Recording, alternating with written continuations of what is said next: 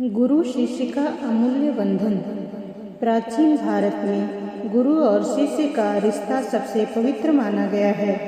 गुरु केवल ज्ञान देने वाला नहीं होता, बल्कि शिष्य के जीवन को दिशा देने वाला मार्गदर्शक होता है। हमारे शास्त्रों में कहा गया है, गुरु ब्रह्मा, गुरु विष्णु, गुरु देवो महेश्वर, यानी गुरु को ही ईश्वर का स्वरूप माना गया है। यहाँ एक ऐसी प्रेरक कथा प्रस्तुत है जो गुरु शिष्य संबंध की गहराई और महत्व को स्पष्ट करती है। बहुत पहले समय एक प्रसिद्ध गुरुकुल था। इस गुरुकुल में दूर दूर से राजकुमार और सामान्य जनों के बच्चे आकर शिक्षा प्राप्त करते थे। गुरुकुल का वातावरण अत्यंत अनुशासित और ज्ञानमय था। वहाँ के गुरु महात्मा केवल वेद शास्त्र ही नहीं, बल्कि युद्ध कला, नीति, सेवा और विनम्रता भी सिखाते थे। उनके शिष्यों में दो प्रमुख बालक थे, अरुण और सुदीप। दोनों ही तेजस्वी थे, परंतु उनके स्वभाव में अंतर था। अरुण विद्या पाने के लिए अत्यधिक परिश्रम करता, लेकिन भीतर से उसे मान, सम्मान और यश की आकांक्षा रहती। दूसरी ओर सुदीप शांत, धैर्यवान और सेवा भाव से भरा हुआ था। वह गुरु की हर आज्ञा को परम धर्म मानता। एक दिन गुरु ने सोचा, अब समय आ गया है कि मैं अपने शिष्यों की वास्तविक पात्रता को परखूं। उन्होंने दोनों को बुलाकर कहा, तुम दोनों मेरी शिक्षा में निपुण हो चुके हो, परंतु वास्तविक ज्ञानी वही है जो आत्मसंयम और सत्यनिष्ठा का पालन करे। आज मैं तुम दोनों को एक विशेष कार्य देता हूँ। तुम दोनों को यह फल लेकर जंगल में जाकर ऐसे स्थान पर खाना है जहाँ तुम्हें कोई देख न सके। अरुण और सुदीप ने गुरु के चरण स्पर्श किए और फल लेकर चल दिए।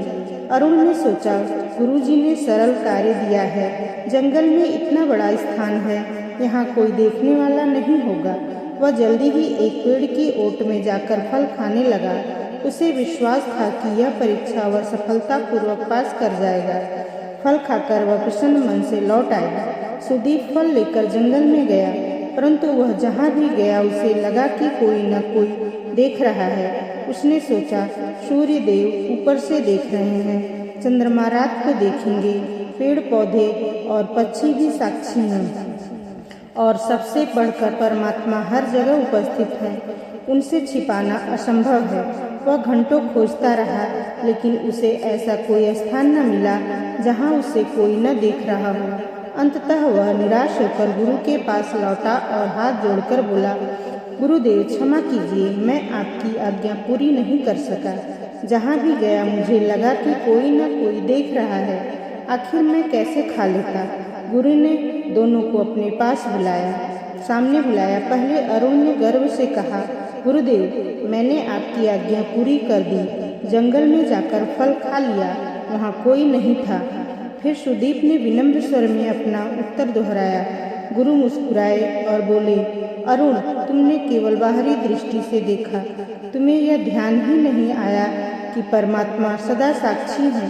तुम्हारी दृष्टि भौतिक रही। परंतु सुदीप ने आत्मज्ञान की गहराई को समझा। उसे यह बोध हुआ कि ईश्वर और प्रकृति हर क्षण हमारे कर्मों के साक्षी हैं। यही वास्तविक विद्या है। गुरु ने सुदीप को आशीर्वाद देते हुए कहा, तुम्हारा भविष्य उज्जवल है। तुम जहाँ भी जाओगे सच्चाई और धर्म की ज्योति फैलाओगे। यही गुरु की शिक्षा का सार है। यह कथा हमें सीख बताती है कि गुरु की शिक्षा केवल पुस्तकों तक सीमित नहीं होती। गुरु शिष्य को जीवन का वास्तविक सत्य समझाते हैं। सच्चा शिष्य वही है जो हर कार्य में सत्य और धर्म का पालन करे। परमात्मा हर जगह साक्षी हैं, उनसे कुछ भी छिपाया नहीं जा सकता। गुरु की परीक्षा में वही सफल होता है जो आडंबर से दूर आंतरिक समझ और निष्ठा दिखाए। गुरु शिष्य का संबंध विश्वास, सेवा और श्रद्धा पर टिका है। गुरु वह दीपक है जो शिष्य के जीवन को अंधकार से प्रकाश की ओर ले जाते हैं।